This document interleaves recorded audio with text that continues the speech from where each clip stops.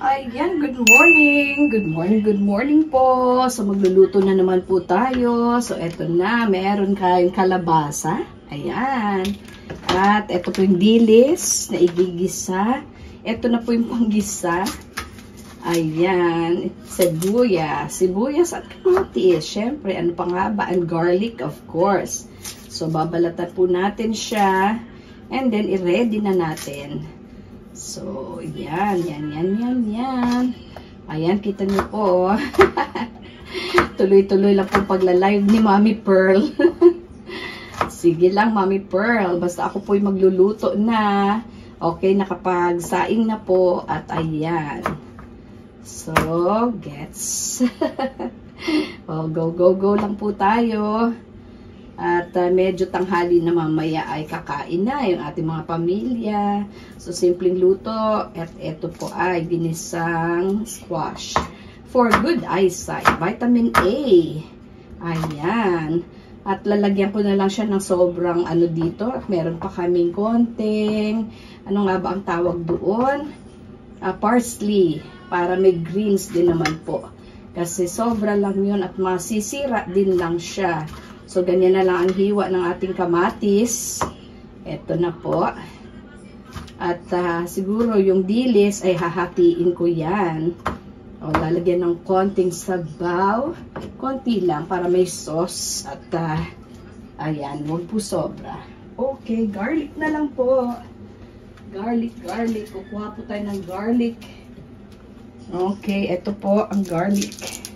O, dalawang ganito. Doon po sa lalagyan ko. Okay. At igigisa lang po natin itong dilis mamaya. So, ayan. O, diba? Bilis lang.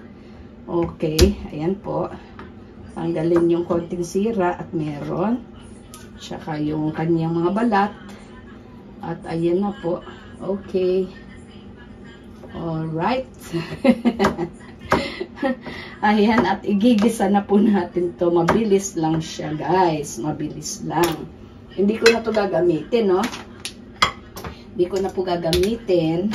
At anyway, dyan na lang sa sangkalan. Okay. Para menos ang hugasan. Simpleng-simple lang. Okay, wash your hands.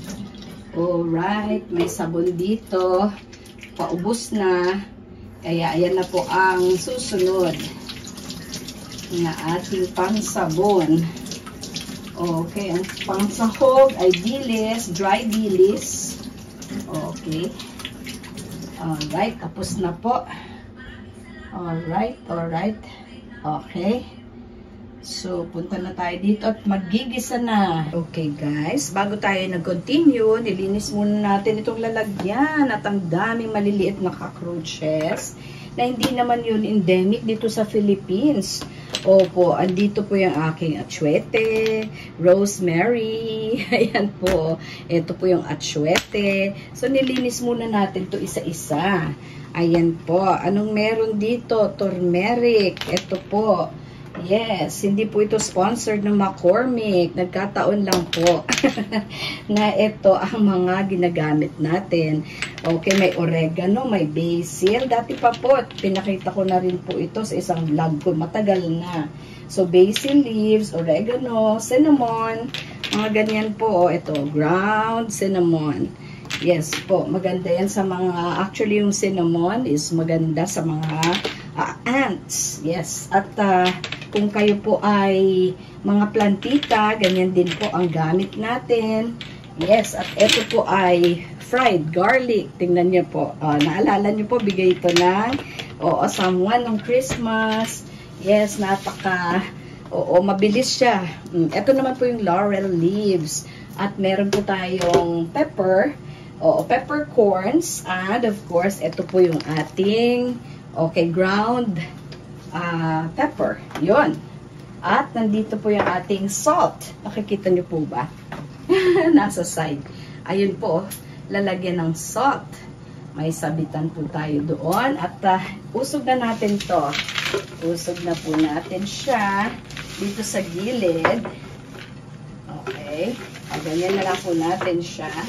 Okay. Okay, yan. Ito po yung asin na, oo, nilagay ko sa Nutella lalagyan. So, pwede namang i-reuse talaga yung mga lalagyan.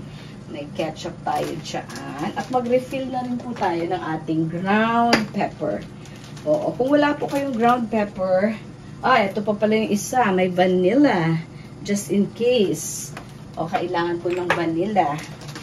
At ito, for today, hindi naman po kailangan yan. So, oo, sinama ko na lang din po. At para meron tayong additional vlog. Ayan. So, i-refill natin to. Alam niyo po ba mag-refill nito? Okay. Madali lang po. Buksan lang to. Ayan. At ito, lalagay lang natin tong ground. Pwede naman din po yung hindi na ground. Yung ibig sabihin yung peppercorns. Ito, medyo ground siya na hindi pinong-pino syempre. So, ubusin po natin yan. Okay, para maraming laman yung ating pepper dispenser. Okay. Ito na. And, ibabalik na po natin dito. Okay. Oo, ito po yung kanyang panara. Alright. So, okay na po yan. Tapos, tayo na po ay magigisa. Okay. Ito, dilis ang ating ilalagay sa araw na ito. So, lagyan natin ng konti lang. Nasaan na ba yung dilis ko? Ay, nandito. Ito po yung dilis. February 20, 2025 pa naman po yung expiration niya. Dried na dry. Yung ating dilis. So, kukuha lang po tayo ng ilang piraso dito. Hindi natin uubusin at konti din lang naman ang ating iluluto. Yes, eto na po. Eto na yung ating mga sangkap. Ingredients para po dito sa ginisang squash. Ginisang squash na merong dilis. Yes. Dilis po ang ating panahog. So, lagyan na ng konting oil dito. So, meron po akong konting used oil dito. Nalagay ko po sa aking mga used oil. So, konti lang po. Konti lang. Okay. So, tatakpan natin para hindi pasukin ng mga dyan, lalo na yung mga cockroaches, nasabi ko nga po, yung mga cockroaches po namin dito ay ewan talaga. Hindi po endemic sa Philippines yon, I'm sure. Opo, ito po yung ating yung wooden ladle. Okay. Alright. So, since nabuksan po natin to, binuksan natin at hindi naman natin uubusin siya, so meron po akong pang-reseal. Nandiyan po yung resealing. Okay, clip ko. Ito po. I-reseal natin. Halimbawa na anuhan mo na. Teka, hindi ko pala siya no? Okay. Okay, napaka-expert, no? Yes, ayan na po. So, tuloy-tuloy lang natin. Halimbawa, naisara na natin to, i-reseal lang po natin yan. Ganyan. So, hindi na siya papasukin, diba? Oo, katulad din po ng mga kinakain yung mga, huwag naman junk food. Oo, yung mga chips, ganyan. Minsan, natatakam tayo, namimiss natin yung chips kasi, syempre, comfort food natin. Yan. So, huwag nyo nang ubusin isang buong bag ng ganyan. Syempre, kailangan mo ng pang-reseal. Ganito po yun. Alright. So, let's continue. Ayan. Inuna ko po yung sibuyas. Teka, ilalapit po natin para makita nyo po. Ay, wow. Ayan. Oo. Okay, antayin po yan. Antayin hanggang crystalline yung ating sibuyas. Mamaya na po yung garlic kasi usually yung garlic, ang bilis. Oo, mangitim siya sa ginisa mo. Kaya, So, antayin lang yan. Okay. Ayan po, ano. Sandali po. At ibabalik natin siya. Okay. Ayan na po yung ating sinaing. Ready na siya. Kung nakikita nyo po, medyo ano siya sa umuumbok sa itaas. At dahil yun sa mga yung excess rice namin kaninang umaga ay ayan pa ngayon. Usually, nagpa-fried rice tayo, di ba? Pero kung marami ang natira ng previous day, so hindi naman po kailangan i-fried rice mo. No? So, ilagay mo na lang siya on top of your rice pag medyo malapit na siyang okay, well done. So, eto na po ngayon. Alright. So, focus natin, i-focus natin. Ayan, antayin, maging crystalline ang ating ginigisang sibuyas. Sabi nga po, cooking is an art and a science as well. Opo, bakit art and science? Kasi sa cooking, diba, nagde-decorate kayo, it's an art. Okay, para palatable. Okay, maganda ang itsura ng inyong niluluto, pero it's a science as well. Opo, kasi ito po, pag crystalline na siya, syempre may mga chemical reactions na po yan, diba? Chemistry in action. Opo, yan, math din po. So, mahalin ang science. It's not just an art, it's also a science. So, ilagay na po natin itong ating, garlic. Pero paano mo yun ilalagay? Kung nag-iisa lang yung kamay at nakahawak tayo, lagay mo na lahat. Okay, ayan na po, lagay mo na lahat. Okay, happy together. Okay, yung ating ginigisa kamatis na may garlic po at antayin mong bumango at mabango na siya ngayon. Yes, aromatic, very therapeutic. Ganyan daw po ang pagluluto.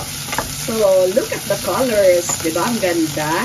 Pero takpan ko muna itong pinakita kong sinaing ni Simply Jane. Ayun na po. So, okay, pag ready na siya, lalagay na natin ang ating dilis. Okay, wait lang. Alright, itong ating wooden ladle ay napaka-importante. At wala siyang chemical reactions dito sa ating mga niluluto. And besides, pag metal yan, pag hinawakan ng metal, syempre metal is a heat conductor. Mabilis siyang uminit at mapapasok ka. Oo. Whereas, ayan po, hindi. Ayan. So, lalagyan na natin ng konting dilis. Wait lang po. Bago lang po ito eh. Ayan, bubuksan natin buo. Buuhin natin. Yes. Okay, thank you for waiting. At, syempre, hindi po kailangan mo overcook yung ating mga, yes, mga ganyan lang. Okay na po yan. Pang sahog-sahog lang siya. So, matitipid nyo po ang inyong mga sangkap. Okay. Yan po ang ating tipid tips dito sa Simply Jane's Kitchen. Ayan. So, huli natin ilalagay ito. Wow. Parang nagisa na nga itong dilis, no? Sa konting oil lang po.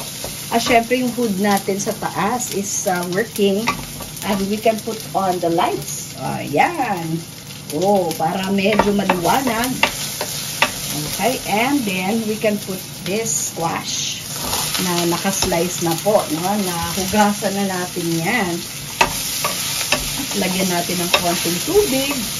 At syempre, anong gagawin mo? Tatakpan mo siya para mabilis siyang maluto. Wait lang. Kuha po tayo ng tubig. Alright. Ito naman ang lalagyan ko ng tubig. Ito na lang po. Okay, huwag sobra. That's the water. Okay, konti na po. And let it simmer for about 5 minutes. 5 to 10 minutes. Right? Mamaya, lalagyan natin ng magic sarap at saka pepper. Yung pepper na durog, pamintang durog. Ayan po. So, antayin natin. It takes patience as well. Kasi medyo, okay, merong mga iluluto kang matagal. Meron din namang nilulutong mabilis lang. Ano yun? Fast food. Yung mga nasanay na po sa atin sa fast food, parang ang tagal-tagal mag-antay pag nagluluto ka. Pero i-enjoy mo lang. Enjoyin mo lang. At makakakain ka din. Okay, after a while. Yon. So, alam niyo bang therapeutic yung aroma na umuusbong dyan? Oo, smoking like incense, going up to heaven, ganyan po, no? So, ngayon pong Lenten season, yes, medyo kumain tayo ng mga isda-isda. Kasi sobra na minsan carnivorous na po tayo masyado na ang daming allergies at hindi lamang po yun. Mga sakit-sakit, lalo na pagka pork lagi ang kain natin. Eh, syempre maraming sakit po dala ng mga meat na yan. That's why kailangan po natin mag-detoxify. Ano pong mga dinidetox natin? Syempre gulay. Kumain ng gulay, pampahaba ng buhay, at yung ating mga kinakaing fruits. So, fruits and vegetables po talaga. Okay, so ayan. Bibisitahin natin siya. O, kita nyo po. So, yung hood na yan ay talagang, oo, hanggang dun sa chimenea sa taas. Okay, may chimney. Otherwise, yes, ang unit nyo po ay mapupuno ng usok. Yes, ayan. So, hindi pa yan malambot ang ating squash. Yes, kasi ang squash ay may katigasan. Diba? Di po ba? Hindi yan katulad ng ibang vegetables. That's why, yung mga carrots, potatoes, at ito, yung squash, medyo pag nagluluto kayo, inuunan nyo yan. Nasa huli po ang mga vegetables like leafy and green leafy vegetables. Ayan, kasi mabilis silang maluto. At mabilis silang parang malusaw. Lusaw ba is the right word? Ewan ko po. If you know the right word, just comment down below. Salamat po sa inyong pagtututok dito sa Simply Jane's Kitchen. Ayan guys, so medyo okay, para may konting greens tayo, lagyan natin ng parsley. At ito po yung parsley ko ay excess na po ito. So baka masira lang. So that's why ilagay na rin po natin, isahog na rin natin dyan para meron po tayong greens. Okay. Ayan, so may konting greens na tayo. Oo, mabango pa yan dahil parsley. Okay, malambot na po yung ating squash. Okay na. Malambot na po ang squash. So, lagyan na po natin ng ating, okay, pampasarap. Diba? So, wag naman po ubusin. Konti lang. At lagyan na rin po natin itong ating pepper. Okay, pag naglalagay po ako nun, ay hindi ko na po nilalagyan ng asin. Para iwas hypertension po tayo. Ayan. Okay. So, nalagyan na. Konting halo-halo at i-off na po natin yung ating stove. Ready na yan. Okay, ready to serve.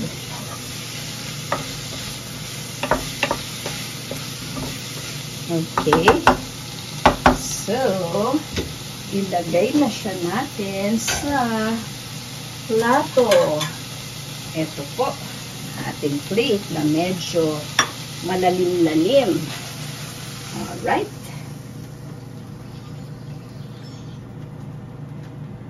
Okay. We're done, guys. Okay, ayan. Ilalapit natin siya para ma-appreciate nyo ang ating special for today. Yung ginisang squash or kalabasa. Tagalog eh. O, ginisang kalabasa na merong parsley, may dilis din po. Yes, syempre yung parsley natin as an afterthought. Ay, masarap po yan at masustansya pa. Simple lang at mura na. Mura na, masustansya pa. O, go, go, go. Enjoy the rest of your day, guys, and see you on the next vlog. This is Simply Jane saying God bless you. Bye!